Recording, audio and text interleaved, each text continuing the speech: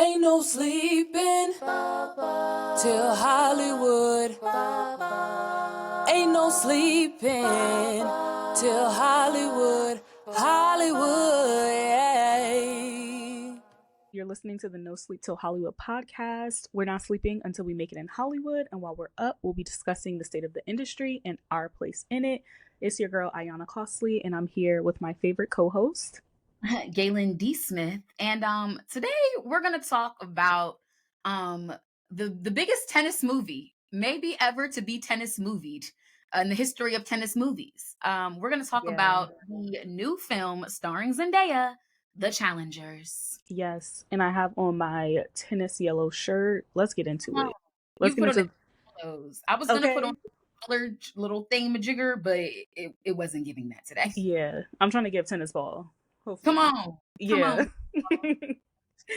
But yeah, I'm excited to talk about this movie because one, the press run, the lead up to the movie actually coming out was phenomenal. I feel like the last time I personally paid attention to a press run for a film was it wasn't that long ago. It was Barbie last year, but like Margot Robbie, she had the fits on deck every interview. She was in the airport as Barbie. Like, yeah, we were excited about that movie. We were excited about the sets, and I feel like it was the same thing for Challengers. Seeing Zendaya, seeing Law Roach, like just how they approached bringing this movie to us. They didn't just drop it off. They didn't drop it off at AMC and say, "Okay, y'all go watch." They brought us with them. They told a story until we got to the screen, and then they told a story on the screen. Please. No, I meant it. See, I was saying that Zendaya and her stylist were telling us a story. Correct. Off the screen and onto the screen. They brought us to the screen. Yeah. And then told the story. You are taking what I have said to you and adding shade where there wasn't shade, friend. False. I wasn't trying to shade the girl yet. Ain't no shade, no shade, no shade. No shade. The shade is never at Zendaya. I mean, honestly, because right now, whether you're watching or listening, me and Gaelyn, we've talked obviously about the film. Gaelyn has let me know her thoughts because we friends, we do this. So I have an inkling, I have an idea of what she's gonna say, and I'm also gonna plug her TikTok videos. Go watch them because she's very honest in those as well. But yeah, I kind of know where she's headed today. But let's get into it because I don't 100% disagree. You know, we see here. We hear with it. Even if we're not on the exact same side of the coin, we understand how the person got there. And exactly. Ayanna knows me. She knows me well. I do. She knows what it is. But let's get into it. For those of y'all, if you've been living under a rock and didn't know what was going on, honey. Zendaya is starring in this movie called The Challengers. It is a sports drama with romance in it. Yes. And the romance is really love triangle type romance. Right. I'm trying to be fair. I'm trying to, So here's the thing. Ayanna has found us a particular plot summary. Mm-hmm. I will note that everywhere you look for this movie, there is a different summary. I'm not saying that the story wasn't clear. I'm just saying how we all got different summaries. Yeah. There's a couple different. I'm gonna read the one. There's a couple different log lines. If y'all are watching this, y'all see my face. I'm gonna read the one we got here. From visionary filmmaker Luca Guadagnino, Challengers stars Zendaya as Tashi Duncan, a former tennis prodigy turned coach and force of nature who makes no apologies for her game on and off the court. Married to a champion on a losing streak, Mike Faced, who was last seen in West Side Story, Tashi's strategy for her husband's redemption takes a surprising turn when he must face off against the washed-up Patrick, Josh O'Connor, known for his role in The Crown, his former best friend and Tashi's former boyfriend. As their past and presents collide and tensions run high, Tashi must ask herself, what will it cost to win? The movie came out. We saw the movie. Now let's rate it 1 through 10. We're on our Keith Lee, but for movies. On our Keith Lee? Yeah. I'm not going to say rate it just yet. Let's wait until the end of the episode. Okay. Yeah, but I'm curious. You were ready. You said Keith Lee with it. What were your first impressions, first thoughts? You're sitting in the movie theater and you're walking out. What did you think? Oof. I'm gonna be honest, y'all. I sit and watch the credits as I always do. But after the credits were over and I immediately got up and I made this face. And I looked at my friend Olivia, who I saw it with, who we went to college together, and I was like, I didn't like it. And it was an immediate, and I was sad that I didn't like it. I think that's for people who follow me on TikTok and have seen the way that some of my comments have been going. I think like I was sad that I didn't like it because I love Zendaya. I wanted to like this movie for all of those. For honestly, Zendaya was the reason why I wanted to like the movie and why I wanted to go see it. I'll be honest, had it been a different actress, had it been a non-black act, or rather, I should say this, had it been a non-actress of color, I definitely would not have gone to see it. Had it been somebody other than Zendaya, I may not have been as fast to see it. But because of Zendaya and I like her, I wanted to like the movie, but I immediately just didn't like it. And for me, there were a lot of, I think there was a focus issue for me. And that goes to the fact that there are so many different plot summaries going around. I felt like there was not a clear story being told. And so in the immediate reaction, I didn't like it. As I've sat with it and as I've thought about it more, I can kind of see some of the things that they were trying to do. I just don't think it was a successfully executed film. And with what I had on the screen, it just felt muddy to me and I didn't like it. That's fair.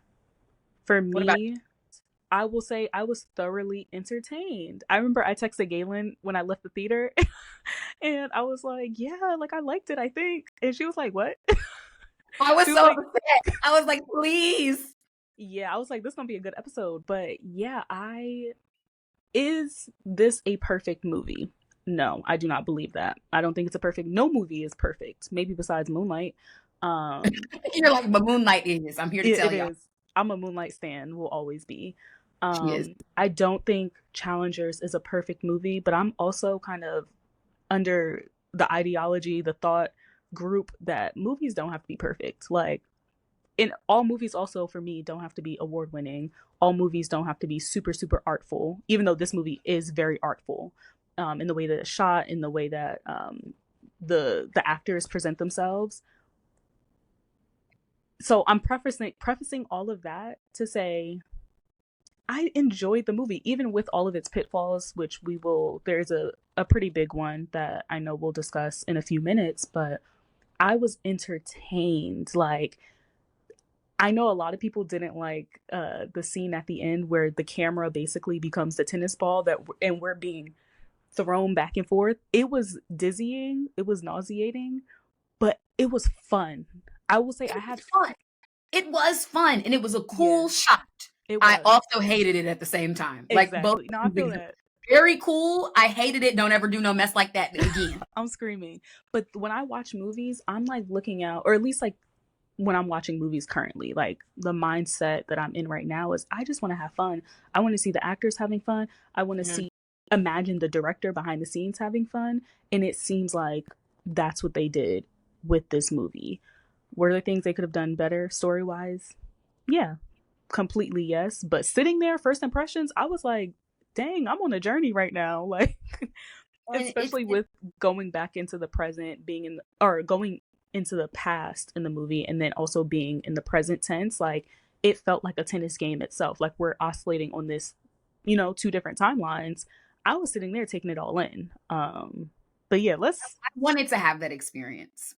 Mm-hmm. I don't feel like, and that's well, I'll say it like this. For me, the movie succeeded with the actors acting. I think that was some of Absolutely. really beautiful, nuanced, layered Yes. acting performances, especially where, in my opinion, the characters were not that well developed. Right. I think there was a lot of stuff that Zendaya, that Mike, that Josh brought to the humanity of their characters that I really, really enjoyed.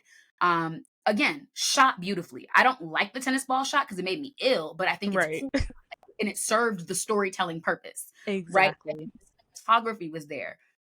For the longest time, I kept feeling like it was an issue with the script, and I have read half of the script. I'll be honest about being, I've read a little more than half of the actual script. Mm-hmm. Um, and what I'm realizing for me is somewhere between what was on the page and what the director decided was important and what got edited in and out of the film, that's where the movie got lost for me. Okay. I think that I don't have an issue with nonlinear storytelling. That is not my issue. My issue becomes when I feel like you are using jumping between times as a device to not fully tell a story. Mm-hmm. Since you can, like, something can be happening in the present and then we can just jump back and therefore we don't have to deal with what happened in the present. I feel like sometimes it was a crutch to be like, look at how cool and complicated this story is, as opposed to Right. like, tell me a story about these three characters and how and their impacts on each other's lives. I Do you feel also like I have a question. Do you feel like there were like missing plot points in the movie? Like things, moments where in the present day things should have been explained more or like explored, felt more, but we were yeah, just jumping back into the past? yes. Mm. There were a few for me. I think the biggest issue for me was we would get these moments where a character would say something that didn't feel earned. Mm. Um, the biggest one for me that sticks out in this moment, it's probably not the biggest one, but it's the one that's sticking out to me in this moment, was Zendaya's character Tashi talking to her husband Art and saying, I would have killed to have the recovery you had and be able to do this. And when we look at the movie, we don't see any issues. Like Yeah. we see that it's funny. In the script, it's an ankle injury, not a knee injury. Mm. Okay. It's a slightly different thing. But so we see the knee injury in the movie. We see um, and then we see her trying to play tennis with Art at one point and her being like, I can't do anything. And then Right. she, like, I guess I'm going to have to. I mean, there's a little bit more like arguing in that sense, but like, then it quickly gets to, I guess I'll be a coach then. And I Yeah. feel like we never saw her struggle through a recovery. And I understand somebody was saying that we honestly didn't really see any individual storylines except for how they interacted with other people. But Yeah. I also think that ends the recovery process for Tashi is how Tashi and Art become really close and start dating. And we miss all of that. We see the part when she breaks up sort of with Patrick, and then we see Tashi and Art married, but we actually don't see how they get there in a Right. real. No, I think And that's so a great note. That's something I would have liked to see. Like, what is the actual day to day, not even day to day, but like, what's the bigger impact of this injury on her life? Because we hear her saying it, but like, do we see her living it? That could have exactly. been. And I also want to give credit that like movies can't be 3.5 hours long. This movie was already 2 hours It and was 11 already 2 minutes. hours and 11 minutes. And so I'm sure I think you said this in one of your TikTok videos, but like they probably left a lot of what was shot and what could have been in the movie on the editing floor In because reading the script, there were scenes in the script that either play out differently in the movie or were right, not in the movie at all. And a couple of them I was like, oh, but that would have helped the movie. right. And I feel And they like were that's small. pretty Some of them were common. really small, like they would have been like 30-second sequences. But Hmm. some of them I was like, ugh, we needed some, because I think that's the problem Yeah, for me. It felt like a movie of where I could see the plot holes, and some of them take away from the interest that I had in the story because I don't have an emotional connection to this moment because we didn't see anything before it. yeah. No, that's fair. And I will say, like, to give them some type of credit, this is not only this filmmaker's and this editor's Mhm. problem because this happens with most movies. Like, we don't even see the script half the time, so we don't know what that process is like from Yeah, page to screen. But it is something as creators that we got to think about. Like, at what point in the process do we kind of let go of that original version that was written down yeah, in service of the notes that we're giving, the notes that producers are giving, that the directors are like, there's a lot of people who have to weigh in. And sometimes scenes have to get left out because there's no time. But yeah, then you are left with a movie that might have some plot holes and people wanting more. And I think yeah, that's a good thing. When you want something more from a movie, you can admit like, okay, I enjoyed it, but like, what about this? What about this thing that was left out? Like, we want more. And I think that's a fair criticism to have of any movie. so I wanted more, and I think if I had gotten the more, I would have liked the movie. Yeah. For Hmm. me, it felt too long to have some of the plot holes that it did. Yeah. I felt like the first 20, I don't think I really kind of settled into the movie. I was very bothered by the time jumping because I also didn't feel like any of the characters was well developed and sticking out in such a way where I knew what we were doing. Like I just kept feeling, I think I said it to a couple people where I was like, this just felt like random flashes in the lives of three people over the span of 15 years, as opposed to specific flashbacks creating a mosaic of why we are where we are now. Mm. And I wanted that because it just felt random. I was like, why am I seeing them?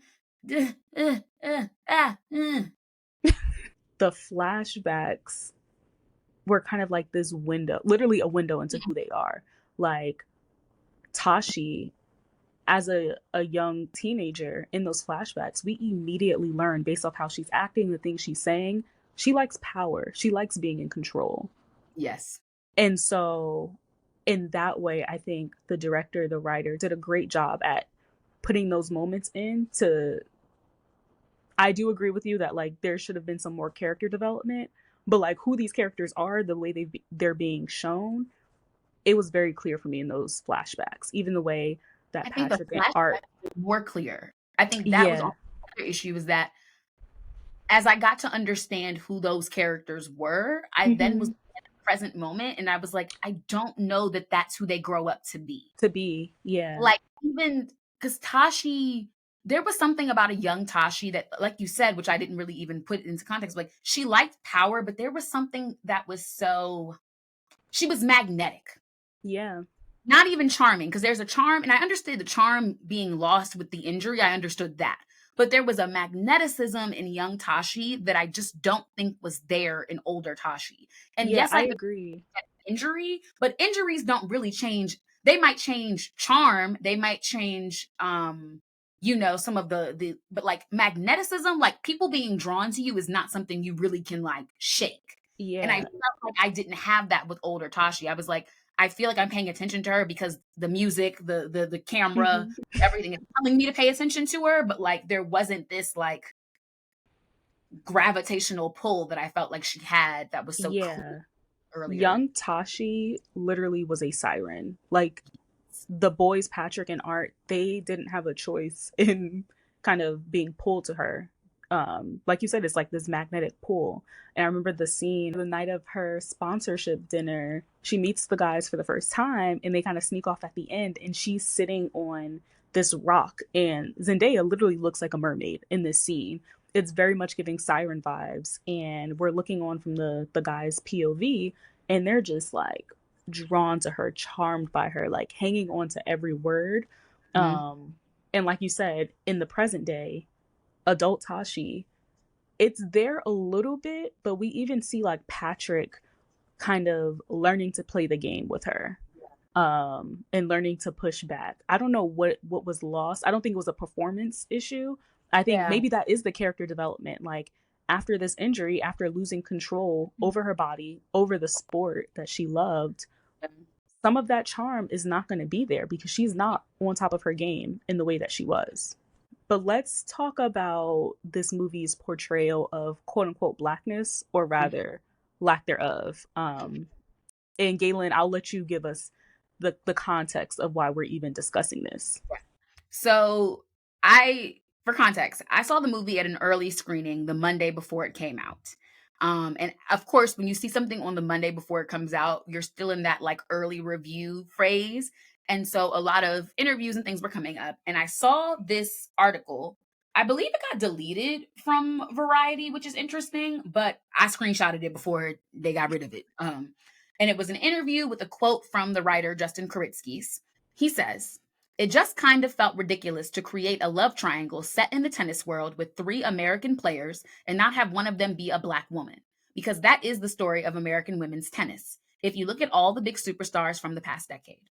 Now, on the picture that accompanies the article on Twitter, it has a picture of Zendaya, and then the other images are of the Williams sisters, Venus and Serena, and Coco Gauff. And basically in the article, it also kind of went on to say that those were some of the references for Tashi's character. Um, Where I get interested in that is if you're telling me that you were trying to write a Black character in a Black woman's story in tennis, there are several, to me, flaws in the way that that was done in the movie. Um, Most notably, and I think like this is again what happens when we have a white director and a white writer writing about Blackness, is that you cannot tell me that Zendaya, the actor, is supposed to represent Venus Williams, Serena Williams, and Coco Gauff. And there are very specific things. I am also maybe a shade or two darker than Zendaya, but as lighter skinned women, we face different issues. When we look at the Williams sisters, when we look at Coco Gauff, when we look at, you know, a lot of these women, they have faced not only racism and misogyny, but very specifically anti-Black colorism, right? The Williams sisters were called masculine because they were very muscly women. They've been all of these women, and to include Coco Gauff, have been referred to as apes or monkeys. They have been talked about for being darker skinned. Zendaya quite literally is not falling in that category. For those of y'all who don't know about it, but like the paper bag test was a real thing in Black communities, and being lighter than a paper bag did afford you certain privileges and opportunities that darker skinned Black folks were not able to have. And so Zendaya, being a conventionally attractive, lighter skinned, thin woman, and a biracial woman at that point, but more so the biracial isn't the important part there, but her being lighter skinned is, are things that just separate her from that experience. And so, yes, she could still experience racism, but she wouldn't experience the specific colorism and the specific nuances that the women that he claims that this character is based on would have. I think that is like a really big one for me. And then when we look at the script, in the script, it does say that Tashi Duncan is a Black woman in her opening character description, but there is nothing in the script that requires Tashi to be Black. She has that one little line where she says, "Oh, don't feel bad for her, she's racist." There's this one line where she says, "Look at me taking care of my two little white boys." There's the third or fourth quote unquote Black moment. We see her dad and he says one line. He says like, "Oh, Tashi, they're ready for you." What was interesting to me is the parent that we saw engaging with Tashi the most was her white mother.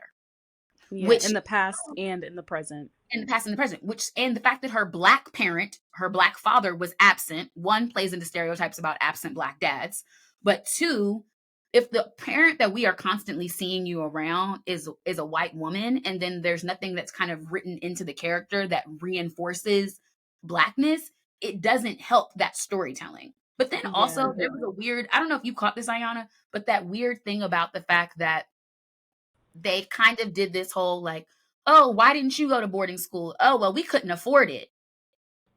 But then she was, by all intents of everything else, seemingly rich. And it was trying to be like poor Black girl from the hood storyline, but it didn't really, it was weird. It just was very weird. I didn't read that part like that. I definitely remember the part where they were like, "Why aren't you doing these things? Why didn't you go to boarding school?" And she's like, "We didn't have it like that." I read it more so as like her and her parents worked hard. Not to say that they were from the hood. I don't think that was ever mentioned. Yeah. But the way I read it was that they are from a lower class, financially, economically, and she essentially, because of her talent, her hard work, her skill, and all these sponsorship deals, she was able to provide a better life for herself and obviously for her family. I didn't read it as a trying to be something that she's not, but Well, I do. don't think she was trying to be something. I think the story, it was just like the way it was thrown in there, and in the moment it was thrown in, it just felt weird. And I shouldn't say that it felt like it was poor Black girl from the hood storyline, but my question was, what was the reason for this line? Yeah, Especially like you and I both being Black girls who went to boarding schools on financial aid, like there are real resources that exist. If she's really this big tennis prodigy the way that she was supposed to be, somebody would have gave her a scholarship to go to school. So it just felt very thrown in a way where I was like, and again, her being the only representation of Blackness, why is she the one that can't afford to go to school? Yeah. It was just weird. I think that's definitely one of those story moments where it's like, okay, maybe let's massage this a little bit more. I saw this Denzel video. It was from a press run back in, I think, 2018, 2019. Denzel is like, you could have a white person directing or writing a movie, and they might do a fine job at it. It might be okay. But when you look at the way that culture is or isn't represented, that's when you realize, like, no, you need somebody behind the scenes who understands. You read the script, you saw that Tashi's character description is written as a Black woman. The writer of the film, Justin, he said that from the start, this movie was made for a Black woman. But then when we read the script, we watch the movie, and it's like, okay, but where are those cultural touch points?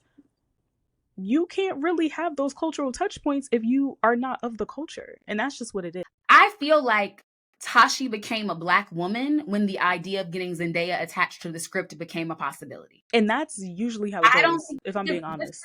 I know this script has been on the blacklist for a number of times. I think he probably wrote this script. Let's say he wrote the script 2015, 2016, 2017. I don't know that he wrote it with an intention to color initially. I really don't. Yeah. And based on everything we have, I just don't feel like it. Like, even it was so funny. I don't know if this struck you, because it didn't strike me until my homegirl said it to me.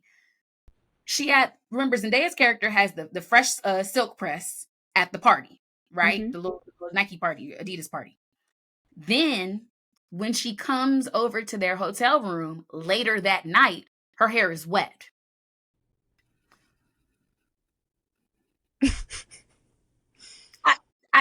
And I didn't process that, but my friend was like, what Black girl got a fresh silk press for a party, her hair 2 hours later, and then walking around with wet, unstyled, in process of styling hair. Like, it wasn't in rollers. It wasn't like it was in braids for a braid out. Wet. No, it is crazy.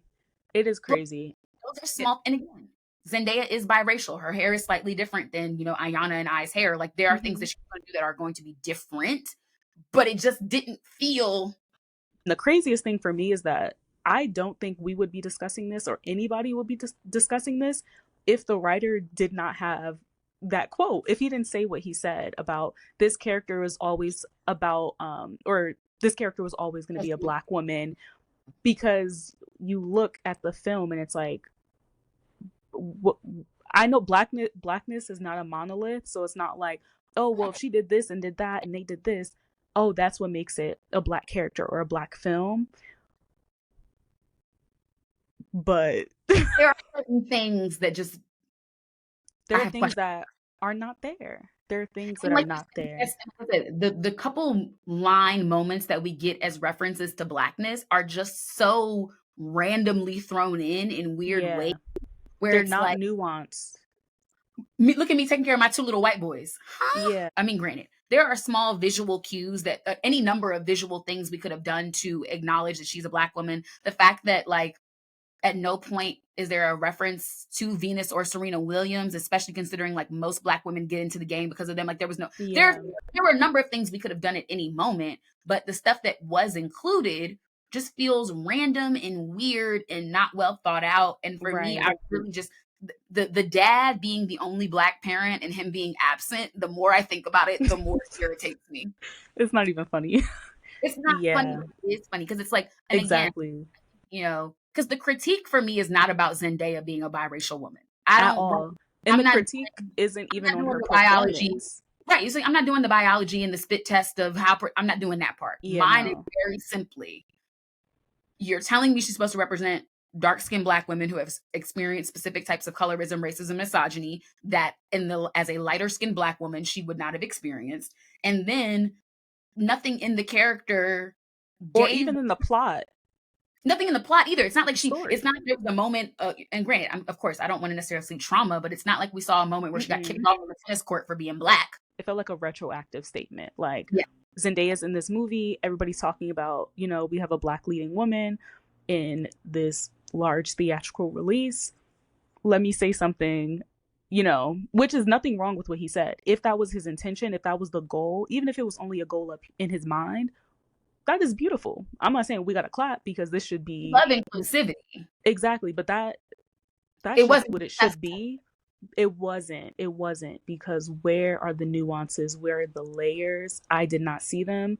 And Especially- I also can recognize that, like, okay, that's fine. We don't need to see these cultural specifications in every movie, but when you say it, I'm going to go into it looking for it. And when I don't see it, I'm going to feel like, okay, something was left out or just not done. That was funny. A TikTok comment on my video about this, and somebody was like, "We don't." And I'm paraphrasing it because I just don't feel like pulling up the exact comment. But she was like, "We don't need to talk about blackness and struggle." No, she said we don't need to talk about struggle in every movie. And I said, I saw "Well, that comment. I was like, well, the issue is you're equating blackness to struggle, and that's already a problem in itself. But two, again, I agree with you. Every movie, sometimes a person is just black in a movie, and their existence in and of itself is the blackness. Like, it's not always like a major plot point. But if you're telling me that this character is supposed to represent the stories of black women in tennis, where is it? You gotta do. Exactly. There's some Yeah. conversations that have to be had. But y'all, don't let our thoughts stop you from seeing the movie. Go see the movie, buy a ticket. Like I said, I had a support Zendaya, support black leading ladies. Exactly, support Zendaya. I was in there living. I was thoroughly entertained. Moments of it. I did enjoy moments. Yeah, no, it's an enjoy. Like, I sound like a hater, but I did enjoy moments. There were some moments where I said, "Okay, now." Exactly. So everybody go see it. See if you have those moments. See if you agree or disagree with our take on how blackness is supposed to be represented or is called to be represented. And once again, all of these are opinions. Everybody's going to have their own opinion on the film, whether you think it should win an award, whether you're going to go watch it again. But you can't develop that opinion unless you go see it. So listen to our review, obviously, but go see the movie. I like that. Yeah. You ate that, friend. Thank you. And with that, y'all, this has been another episode of the No Sleep Till Hollywood podcast. Make sure you follow us at No Sleep Till Hollywood on Instagram. You can follow me, Gaelyn D. Smith, at G Smitty with 2 T's and 4 Y's on anything with an @ symbol. And you can follow me on Instagram at Ayanna Costley and on TikTok at Ayanna Online. And with that, that's the end of the episode. So thank y'all so much for listening. And until next time, adios, au revoir, bonsoir, bonjour, bye guys. Bye y'all. See you next week. Oh, look at the hearts. Heart.